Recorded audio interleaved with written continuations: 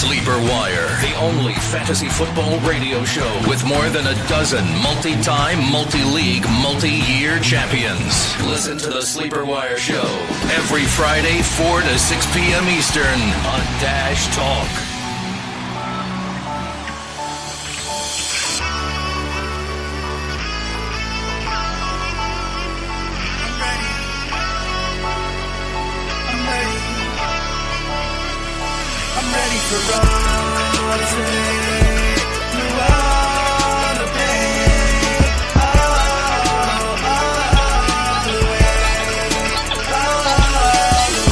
Welcome everybody to another episode of the Sleeper Wire show.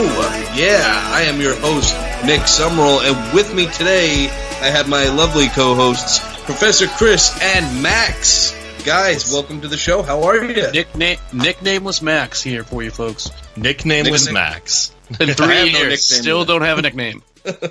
I don't feel bad, Max. I don't have one either. Your main host, Nick. Well, nobody refers to me as main host, Nick. But even like Nick Summerall, like it's got a ring to it, like Max Corsini. Like it doesn't have that air. You know what I mean? I like the last name Corsini. If that makes sense. Let's just start calling you Corsini. Yeah. Everyone else does. I mean, you could do that.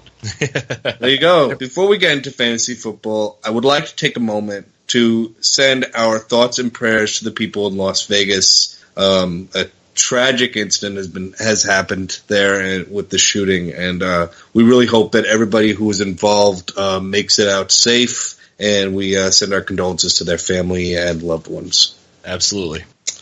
But guys, we won't. We're going to try and entertain you and distract you because that is what we try to do here. So let's try to kick it off and make it fun. All right. Like I said, a lot happened, and a lot of injuries happened this week. So I don't know if this is going to be a fun show. This might be a sad show all the way around. It seems like it's going to be. Let's get into the news from this week. So starting up with probably one of the hardest ones to digest as far as injuries are concerned is Dalvin Cook tore his ACL and will be out for the season. It's awful. Ouch. It really is. I mean, The kid was on his way to, being a solid RB1 start every week. He was starting to have a good day too. He got the touchdown. How many yards did he finish with, Chris? I think he finished with 68, but let me vet that here real quick. Sure. I just know he got in the end zone in one of my leagues that I have him. He got me about 12 points. He did have that fumble at the end when he tore his ACL, but... Did you watch that live? 66 carries for what it's worth. Okay. Or 66 carries. Yeah, okay. 66 carries. That's a lot of carries. No wonder he tore his ACL. Right. But yeah, I was watching that live, and it looked nasty. When you saw it, I was watching the game with a couple of my friends, and we had Red Zone, and they showed they showed the play happen, and they showed it happen again in real time. And I was like, oh, God, he just tore his ACL. And my friend's like, no, I think he just twisted his ankle. And I was like, dude, he tore his ACL. And they did the slowed down play, and you just saw his knee buckle. And it was just I feel for him. I feel for him. So the big question here is who takes over for that backfield, and do we want any part of it? Max, let's start with you. I mean, Jerick McKinnon right now, I'd say for the next maybe 2 weeks going forward will be the guy.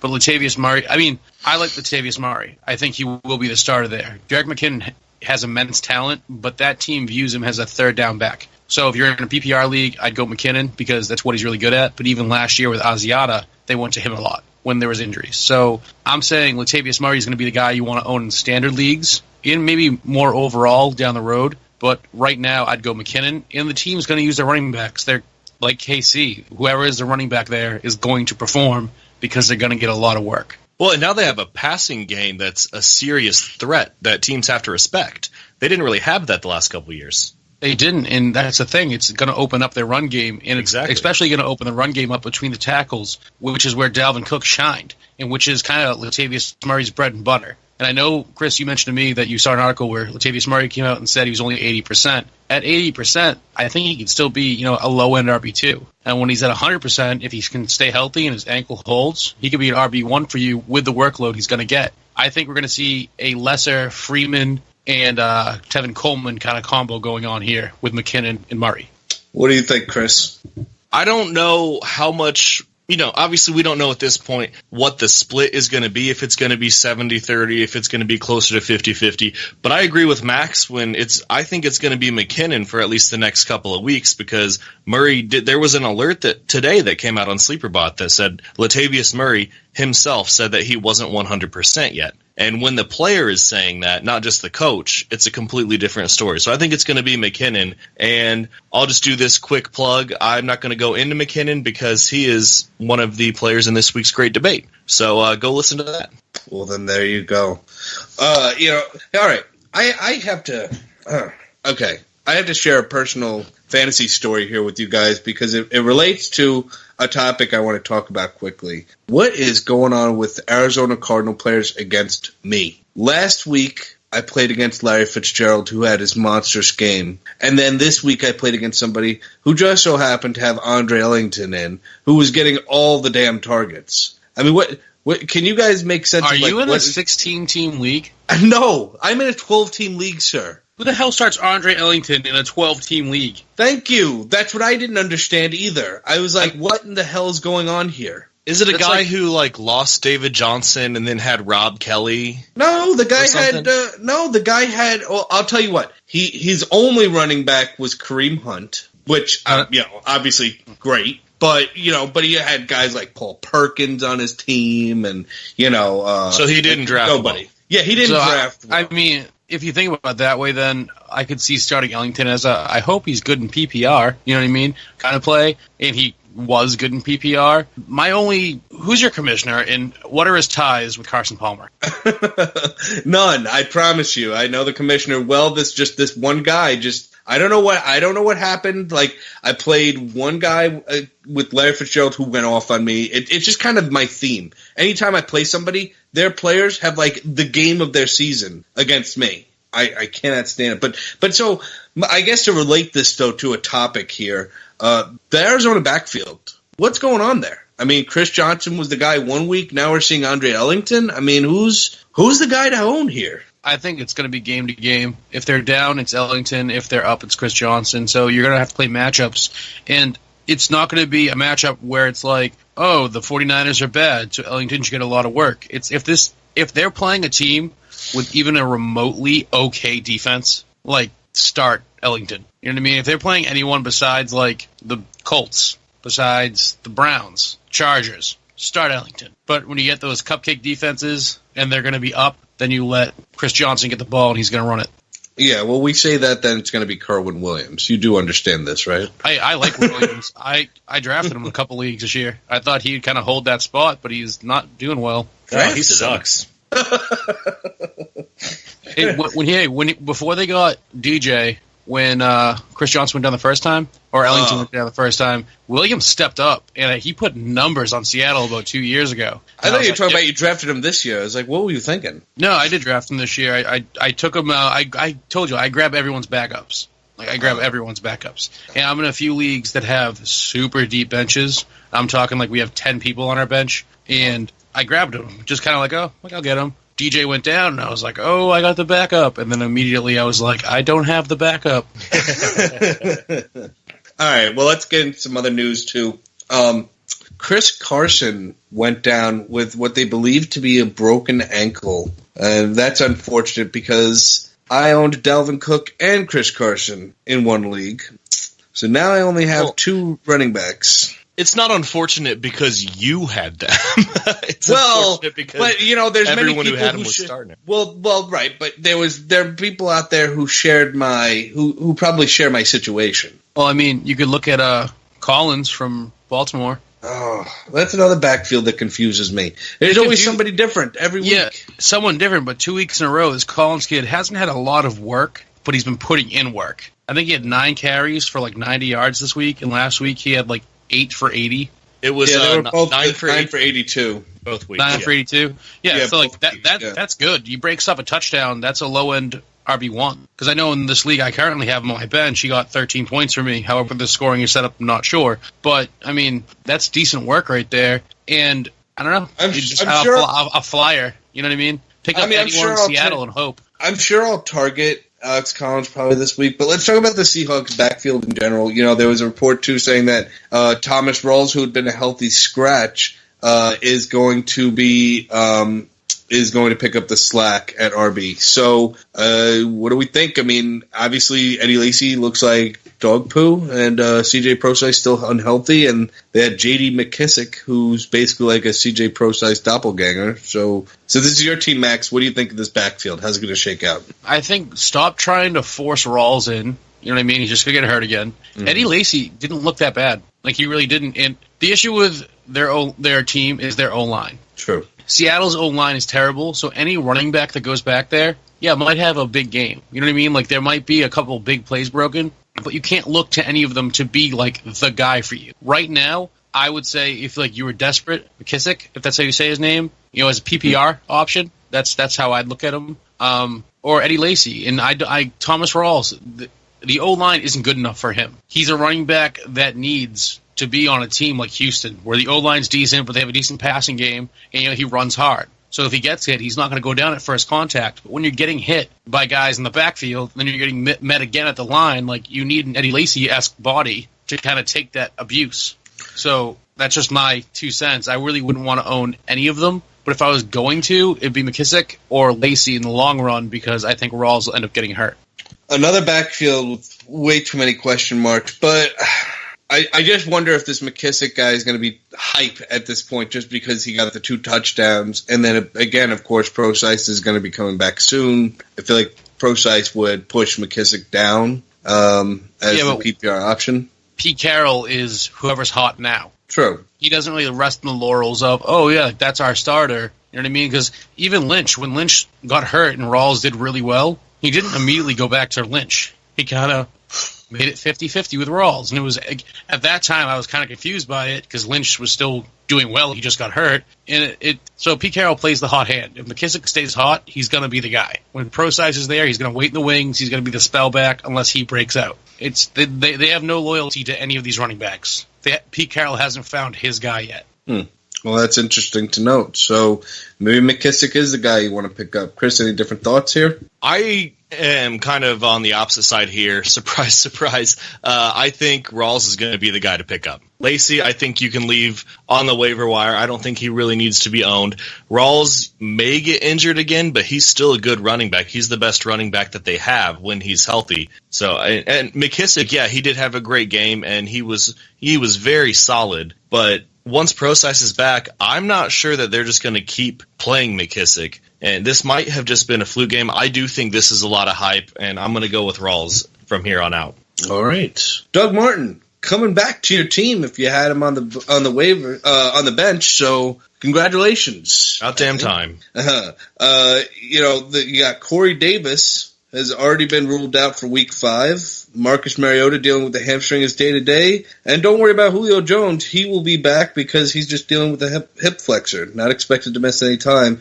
And the best news of the week is the Bears will be starting Mitchell Trubisky and no longer the statue that is Mike Glennon. That's the biggest and best news of this week? Well, yeah. It's only exciting for Nick. He's literally the only person who's a part of Sleeper Wire who's excited about this. All right. Listen, I'm just kind of joking a little bit. Like, it's not. I know it's not the biggest and best. It's exciting for me, and it's exciting for Bears fans. Okay, like, let's not get crazy. I'm not like the only single person in this entire world that cares about Mitch Trubisky starting. Part of my language. Yeah, there's like 15 of you or something, or like Chicago area. You should be excited as a fantasy owner, though, for Jordan Howard and Tariq Cohen, because I do believe Trubisky does improve their game. This guy can move in the pocket. We saw it in preseason.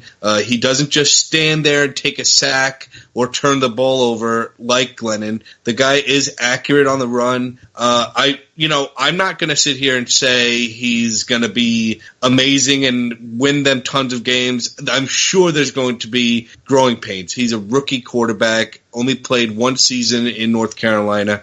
I'm not, naive to think that he's going to be the answer to all our problems. But he cannot be any worse than what we saw out of Mike Glennon for these first 4 games. Is there really any fantasy relevance with him, though?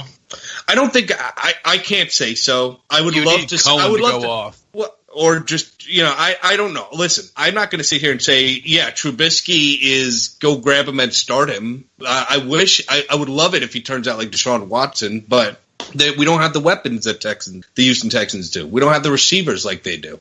So I don't think he will. I mean, but who knows? Stranger things have happened before. Maybe it'll be a surprise. But I do think this helps the running game, if anything.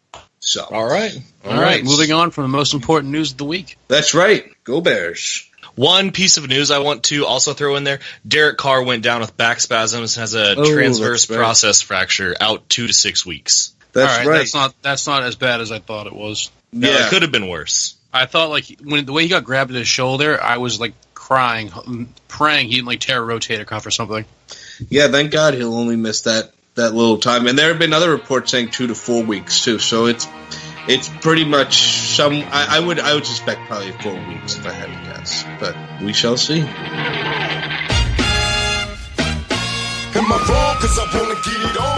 So let's review some of the Week 2 games with our little segment here called Consistent Contributors or One-Hit Wonders. So we got our James Browns or James Blunt. All right, so let's look at the games here. Do we have to start with the Thursday Night Football game? Yeah, we're going in order. All right. Well, anyways, that's, Thursday Night Football, Packers, Bears, Packers won. Yay. But listen, I mean, your studs were your studs. The big question here is Aaron Jones. When Ty Montgomery went down, Jamal Williams went down, Aaron Jones was their only option. Who is this guy? Is he going to be a James Brown or a James Blunt, Chris? He's going to be a James Blunt. I don't think the injury to Ty Montgomery is as serious as initially thought. And Jamal Williams, do we have any news on his injury yet? I don't think I've seen anything. I have seen literally nothing on Williams, but I was going to say Montgomery was given not great news, but everyone initially thought he broke a rib, and they said the injury is much, much less severe than that. So right. I think he's going to be back in 2 weeks. Yeah, so that's going to render Aaron Jones completely irrelevant. Right, well, the London game, Saints-Dolphins.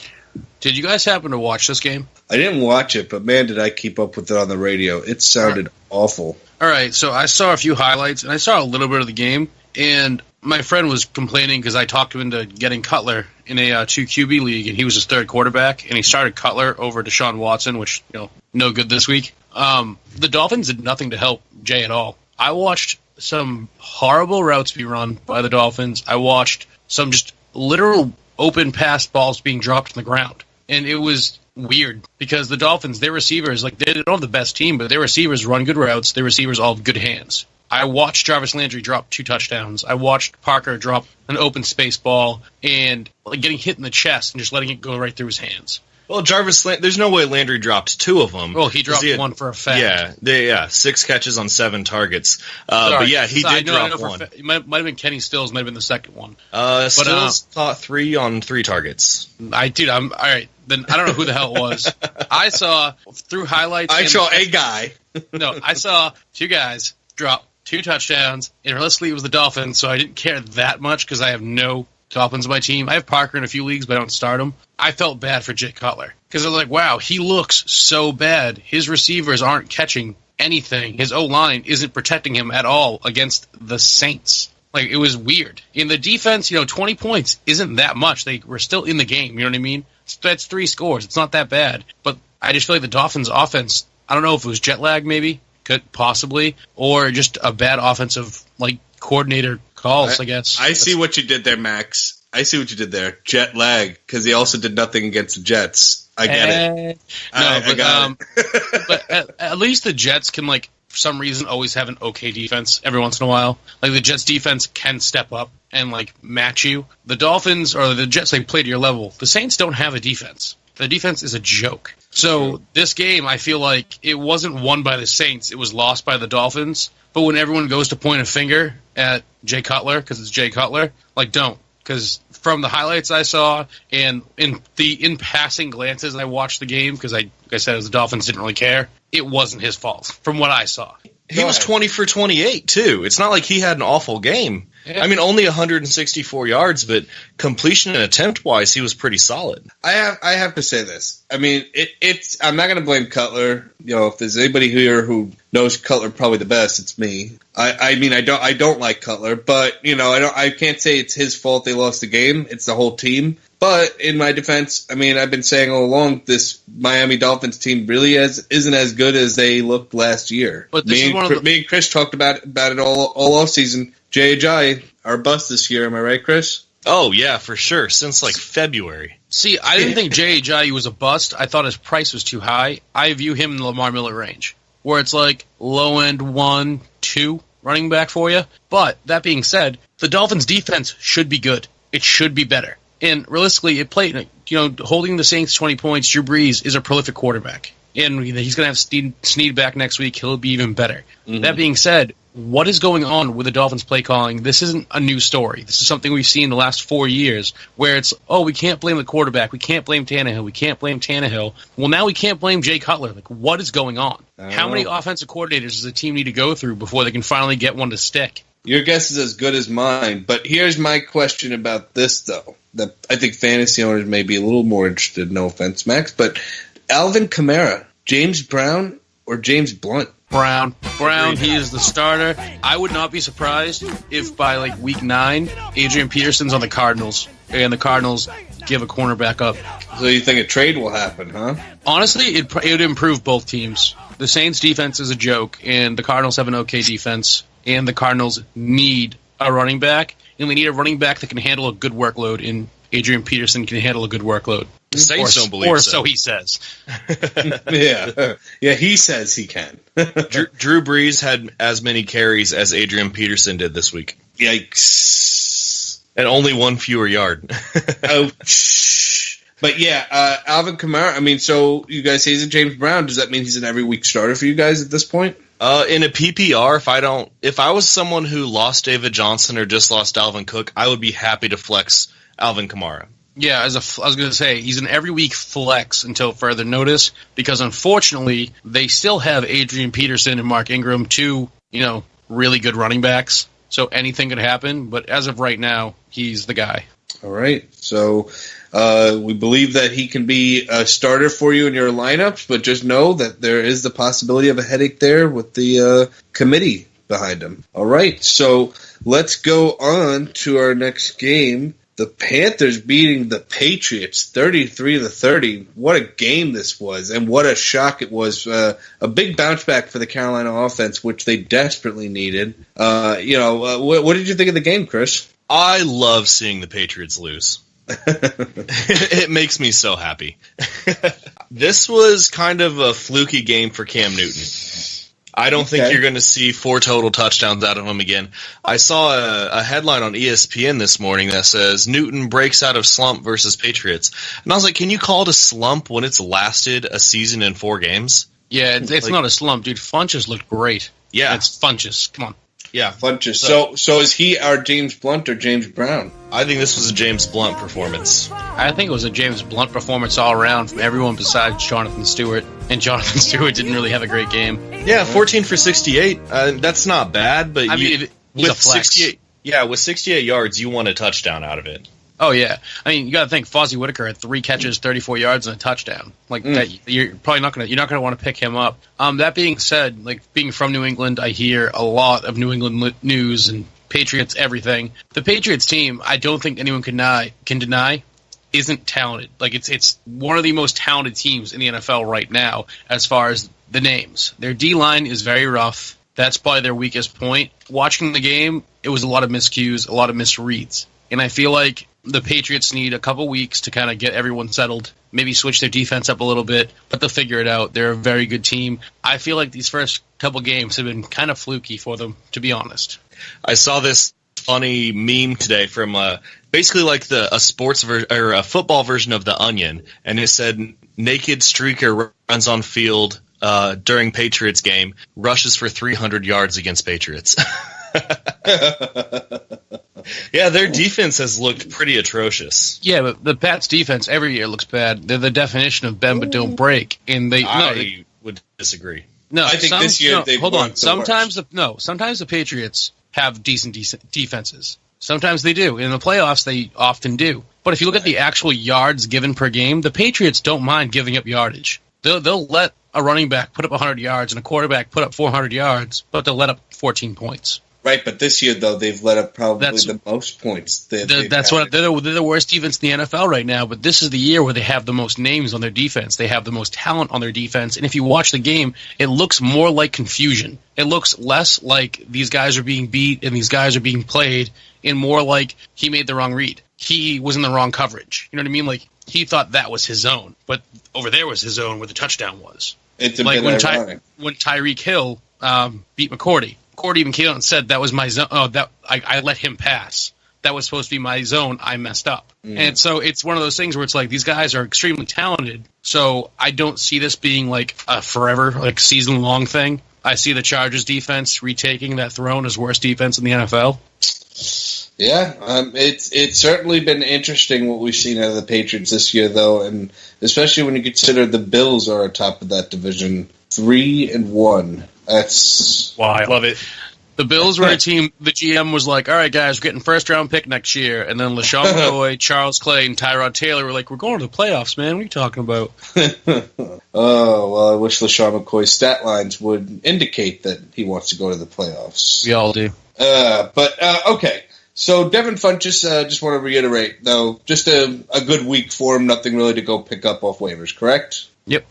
Okay. Yeah, I think I would agree with that. All right. Jaguars, Jets. The Jets get their second win this season, a win more than I thought they would have this year. Yeah. I didn't think they were going to get plural wins. No. I was like 1-15. Yeah, that sounds about right.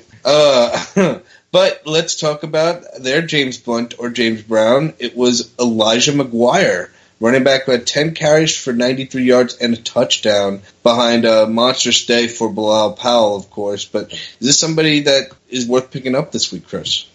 No, I don't think so. And the reason he had 10 for 93 is because he broke off a 69-yard run. Bilal Powell got the work. He got 21 carries, 163 yards. Yeah, granted, he also had a long touchdown, but if you take those 75 yards away, that's still, 88 carries? Or 8, I keep flipping that. 20 carries for 88 yards, which is still pretty good. That's still good work. So it's still Bilal Powell for me. Isn't Matt Forte back next week? He should be. Yeah, so it's irrelevant. He's a Blunt. Got it. All right, so let's move along then to the Steelers-Ravens game, which I was surprised at how much Mike the Steelers Wallace, scored. Baby. Yeah, Wallace got the touchdown, salvaged your day if you started him. But this game, they're normally pretty low-scoring games between these two teams. I was shocked to see the Steelers get so far ahead of them. That was Le'Veon Bell. Right, but also,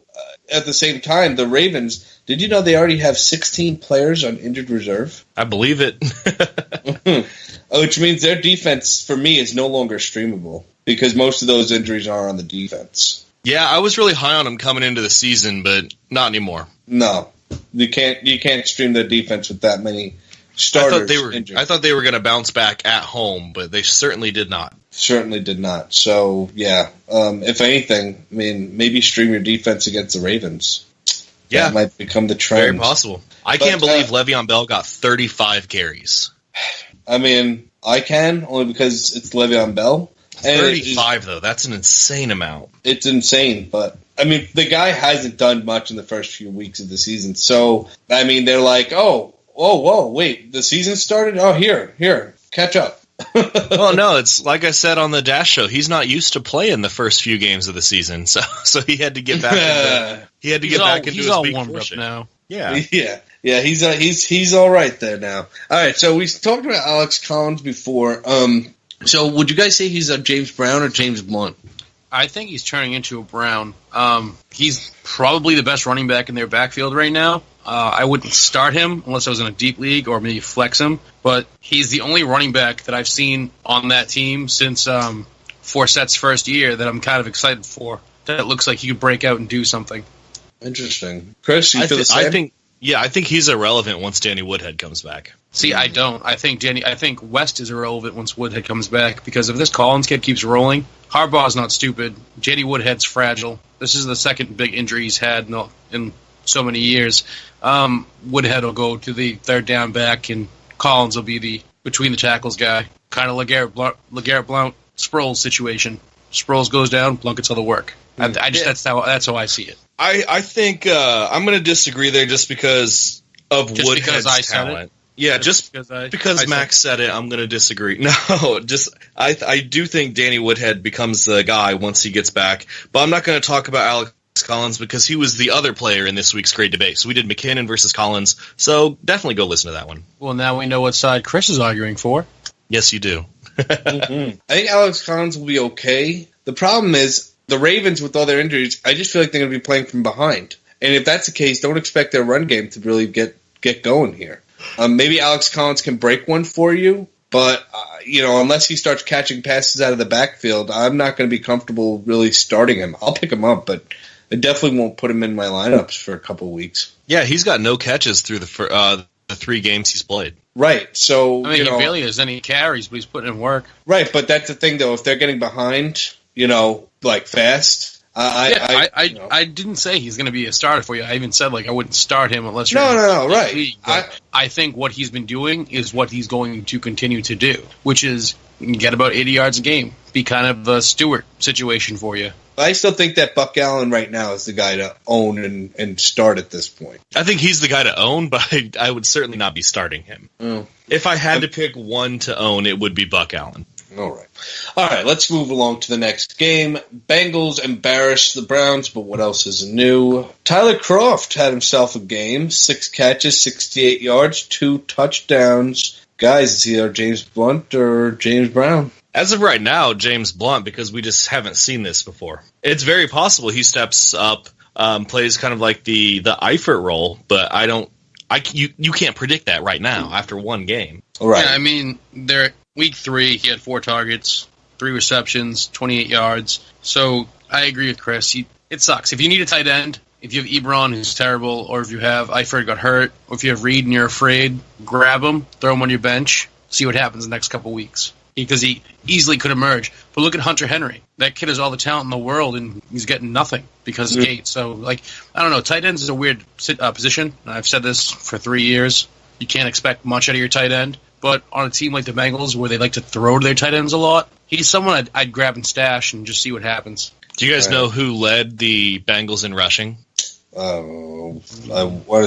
it Gio Andy Bernard? Nope. Andy Dalton and Joe Mixon tied for 29 yards. I thought Gio broke off a big one. I gotta check these stats out. It was a big reception. Big catch. Yeah, 61-yard catch. Yep.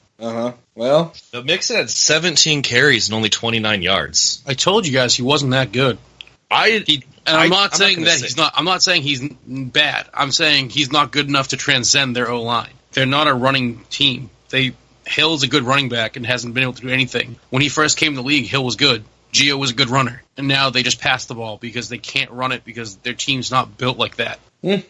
Very interesting. Lions, Vikings. Let me just ask you guys this. Is the Lions running game a James Brown or a James Blunt? I think it's Brown. Abdullah's looking good. Riddick's looking good. Matt Stafford's looking good. That team's clicking. They're doing really well this year. And if you're going against Denver, I wouldn't really start them. I don't think you should really start most running backs against Denver. But yeah, for their matchups this year, I think it's Brown. What do you think, Chris? I wasn't real high on Abdullah coming into the season because we just never seen him get the work even when he was healthy. But I think I'm starting to come around to him. I actually found him on a waiver wire this past weekend, so I got him on my bench for free, and now I'm starting to be happy about that. Wow, look at that. People jumping aboard the Abdullah train once more. People can change. People can change. All right, so be excited for Abdullah, guys. Next up, we got the Rams-Cowboys. What a fun game this was. I loved watching this game. I really enjoyed everything that happened in it, especially that I had Dak Prescott soften the blow for me against Deshaun Watson. So that helped. Looking at this game, really not a whole lot here. My biggest takeaway from this game, if I had to have one, was that Alfred Morris was the guy there behind Ezekiel Elliott as we await what could happen with the Zeke Elliott suspension news. This is the week where a decision will be made for the longest court hearing of a suspension ever.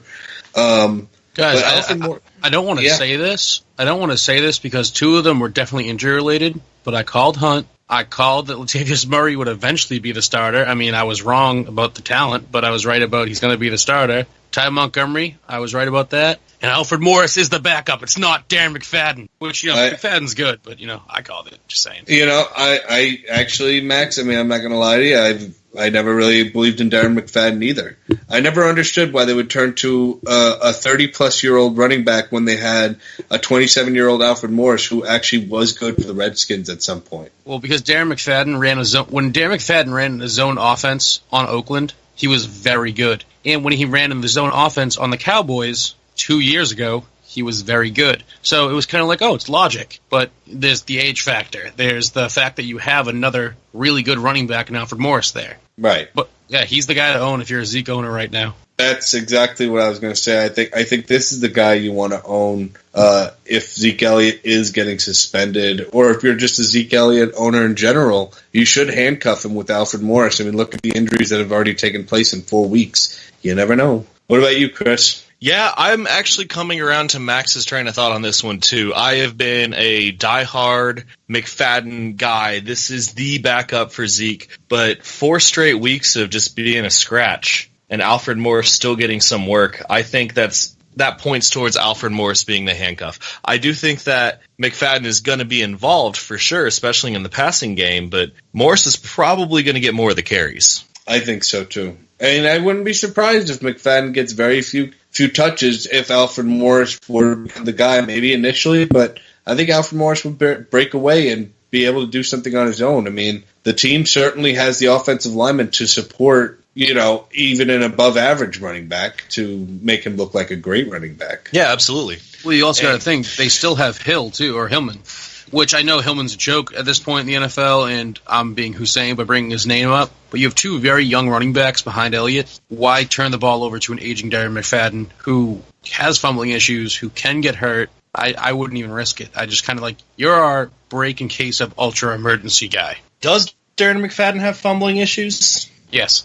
I never heard that before. He's fumbled quite a bit, and I'm pretty sure that whole team has fumbling issues, except for Zeke. Yeah. He's got 17 fumbles in his career, but that was from 2008 to 2016. Yeah, but how many games did he actually start in from 2008 to 6, or how many seasons did he start? You're right. Yeah, that was just from seasons. That wasn't just individual games. Yeah, I didn't know that. Thanks for bringing that up. Can we talk about how good Dak Prescott is, though? He's not. I love that he's my quarterback. He's not. Are you kidding me? He's not because he is. That's the thing. It's like he's really good for that offense. He's really good when they can just beat you up, when you can give your running back 20-plus carries and the backup's good, and you have Dez Bryant. And it's like, I was discussing this with a couple of my buddies. One of my friends said, Dez isn't that good. And I was like, well, he's not that good if you compare him to Odell Beckham. But he's that good if you're going to throw the ball deep, like you want to throw it to Dez, because he's going to get it for you. But I don't think Dak Prescott is that good as far as Deshaun Watson is showing some insane poise,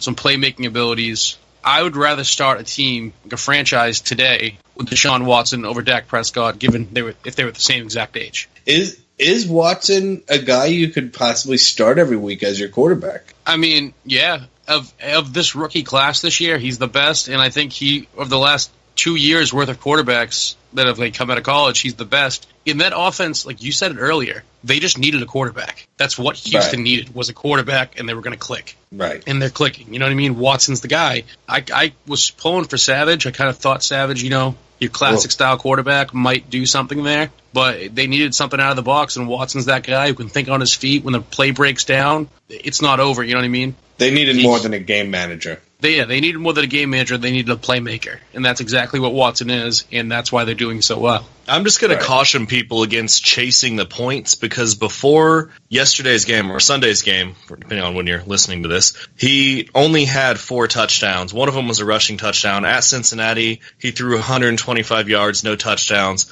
Jacksonville, 102 yards, 1 touchdown. So don't expect that he's going to keep doing this. Well, what was Dak Prescott doing at this point last year? We're not talking about last I'm just saying, if you compare for rookie quarterbacks in general, at this point last year, Dak Prescott just threw his first touchdown. So I think Watson, it's not going to be like what you got this week. Don't expect that. Like, wouldn't Tom Brady put up 53 points? Like, don't expect that. But would I start him? Yeah, I mean, I'd start him over Phillip Rivers. I'd start him over a few guys. And you also have to understand, too, I mean, rookie quarterbacks don't come out of the gate in their first few games or whatever as studs. I mean, They just don't. Some never even break out in their first season. I mean, look at Jared Goff.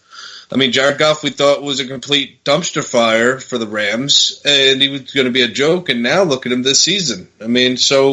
Look at Robert Woods. I'm just trying to say I'm just trying to say don't overreact to it. Oh, yeah, if you have Alex Smith, keep Alex Smith. If you have, like, Matt Stafford, Carson Wentz, yeah, but if you're rocking Eli and you're not confident, I'd take a flyer. You know what I mean? If you're Derek Carr... Or Derek Carr and went down, you could grab Deshaun Watson if he's out there. Oh, I wish I could. I wish he was on my waivers, man. I wish. Let's go to the Eagles-Chargers game. So, Tyrell Williams, 5 catches, 115 yards, and a touchdown. Looked great. Looked great.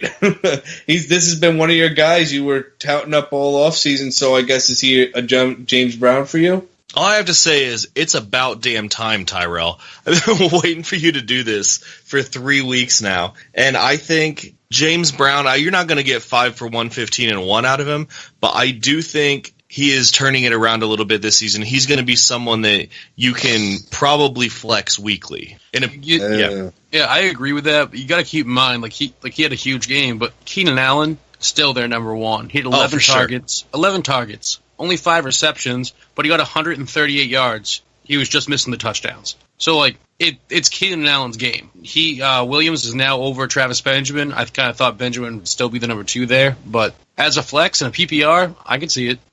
Well, and one more thing about this game. Zach Ertz. Melvin Gordon dealing with the bone bruise. Only got 10 carries for 22 yards. Chris, should we be concerned about your boy Melvin Gordon? No, I don't think so. The Eagles do have a pretty solid defense, rush defense, but they only gave him 10 carries, so it's not like he was breaking down over a huge workload.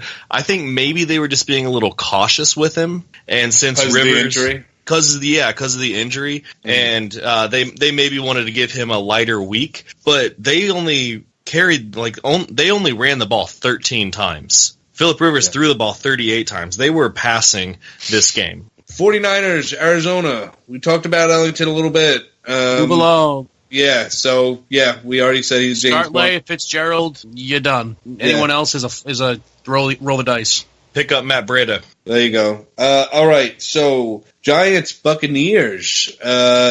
What is going on with the Giants? Start Giants receivers against bad teams. Oh, hey, Nick, Gallman? Is that how you say his name? Wayne Gallman. I think he's the new guy for the Giants. And they're playing the Chargers next week. Could be a nice little flex play. I was thinking that. I was also thinking Jaquiz Rodgers because I have him against Patriots Thursday night. I don't think Doug Martin will be ready to go right out of the bat for Thursday night. I don't think Jaquiz Rodgers has looked all that good. Well, I do have LaShawn McCoy and Jordan Howard as my running backs. Flex them. So that's my thing because I'll have Michael Thomas on a bye, so I'll have to flex somebody. Yeah, I mean, I'd flex Gallman. He looks like the guy. The Chargers defense, I think we all know, is terrible. LeGarrette Blount just put up 138 yards against them. So this could be a Giants get up quick because they have the core that can do that, and then they just run it. And he seems to be the guy that they're going to go with because he's the most productive they've had in years. Well, maybe I'll have to target him and take your advice because I need somebody to fill in for flex because, like I said, Thomas will be on a bye, and I lost Dalvin Cook and Chris Carson, so got to get somebody in there. All right, so Gallman, believe, could be the guy. Chris, you agree? I don't know if anybody is the guy, but if I had to choose one, it would be Wayne Gallman. Paul Perkins is just a disappointment. Oh, absolutely. What a dumpster fire. I'm glad I traded him. I did a trade in my one league in the beginning of the year before the league started. Guy wanted Marshawn Lynch for me so bad. He offered me Kareem Hunt. I said, I counter-offered. I said, listen, I'll give you Marshawn Lynch and Paul Perkins for Kareem Hunt and LeGarrette Blount. He did it. Boom! That's mean. Oh, yeah. Those are trades I pull off against people, and I'm like, oh, it's your first year in the league. I feel really bad. I probably shouldn't do this, but yeah, I'll accept it. Yeah. Oh, so sorry. So sorry. And then week 1 happened, and I was so happy. Raiders, Broncos. We already talked about the Derek Carr issue with his back, 2 to 4 weeks. Anybody in this game that we thought could be like a James Brown, James Blunt? My sneaky play of the week from the Dash Show was Seth Roberts, and all he was missing was a touchdown. He's had a pretty good game aside from that. 4 for 49 on 5 targets. I mean, I know that's not what you want, but Seth Roberts catches touchdowns, so it was worth a gamble there. With Crabtree out, he's going to be the guy because Cooper just can't do it. Nope. I don't know.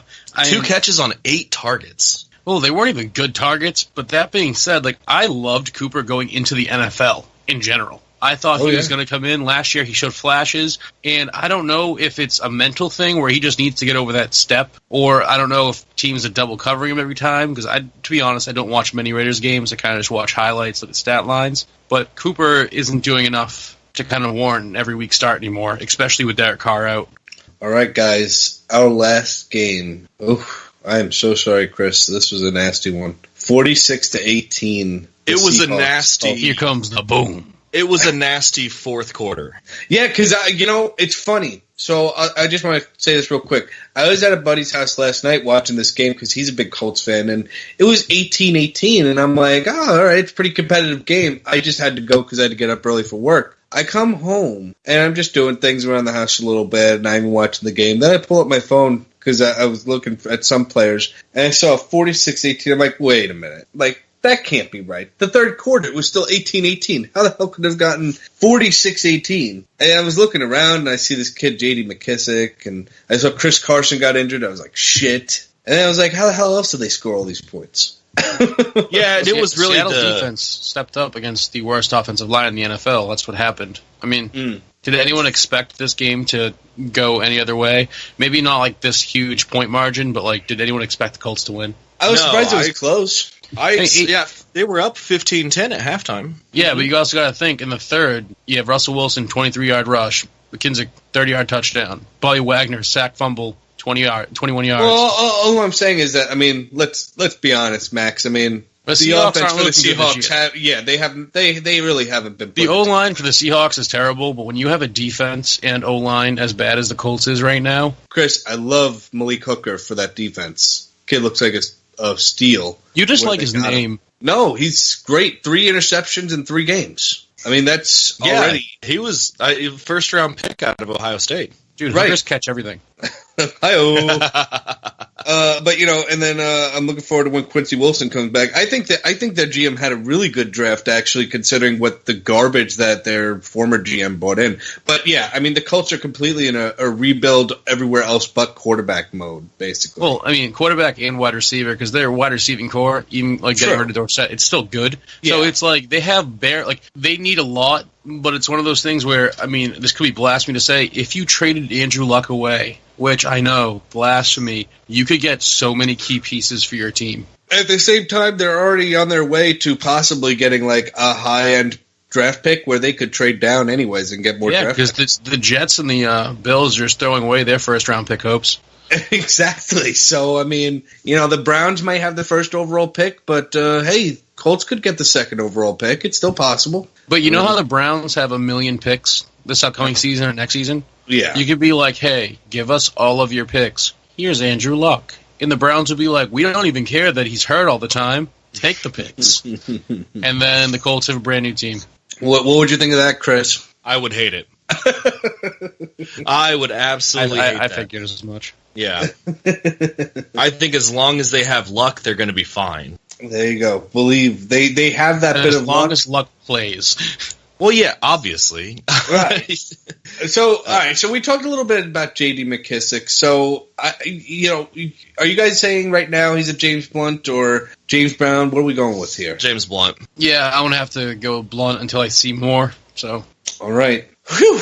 All right. Well, we record this on a Monday, so we are not going to be talking about the Chiefs-Redskins game. But let me do a bold prediction. So Kareem Hunt had a great game. What kind of a great game? 110 yards, 2 touchdowns. I think 110 total yards, not just rushing. You think he's going to have another 50-plus yard touchdown again? Oh, he seems to do it every week, so probably. First rookie to ever do it in their first 3 games. He's looking really good. Yeah. Yeah. I mean, he's definitely been a stud for sure. That's why I'm glad I did get him in like 4 to my 6 leagues, so Kudos to this guy. But, you know, do you guys think it'll be a high-scoring game, or do you think it'll be a lot of defense? I think it's going to be a high-scoring game. See, the thing is, I think these teams are actually built very similar. So this is either going to be like, it's going to sound really like cop-out answer. It's going to be like a 9-7 game or something weird, or it's going to be like 48-37. It's one or the other, because both teams have potential and talent to break out and be great offensively, but both teams have pretty good defenses, and KC definitely has the edge in defense. Well, as long as Kareem Hunt and the Chiefs defense don't get 30 points each, I should win finally once again in my one money league. So, and I need Kareem Hunt to score 31 points in my other money league so that I can win. I could if Kareem Hunt can him and Tyreek Hill can combine for 22 points, just 22 in a full point PPR league, I'm good. I get the W. Yeah, I need a little. Derek Carr hurt me this week. Well, I need a little more from Kareem Hunt, so I'm going to be greedy. I need 31. All right, guys. That's all the time we have for this episode. Sad, but it was great being on with you guys again. I had a lot of fun. I've been we missed you away and work and cruise. I know I was on my cruise last week, but it was a good time, guys. Lifestyles rich and famous, man. Rich, I wouldn't even go there. All right, guys, you can go to SleeperWire.com to find more information on the show, find all our episodes, you can find our rankings, articles. You can also reach out to us and ask us questions through SleeperWire.com, or you can reach out to us on our Twitter at SleeperWire Show. Max, where can they find you? They can find Twitterless Max at SleeperBot. I am Max SW there. Just reach out to me, add me as a friend, and I'll hit you up. I still have to make a Twitter. Still got to get on that. Chris, where can they find you, Chris? You can find me on Twitter at CMOR SleeperWire, SleeperBot at Professor Chris, Fantasy Life at Professor Chris, and on Instagram at Professor Chris SW. Look at him. He is fully loaded. You cannot go anywhere without finding him. Guys, you can follow me on Twitter at SleeperWireNick. Follow me on SleeperBot at SWNick. And you can follow me on Fantasy Life at SleeperWireNick. Guys, thank you for joining me this week. And hopefully you guys got players going on Monday Night Football game. Good luck. For Max and Chris, I'm Nick Summerall saying so long, everybody. Good night. Peace. Later.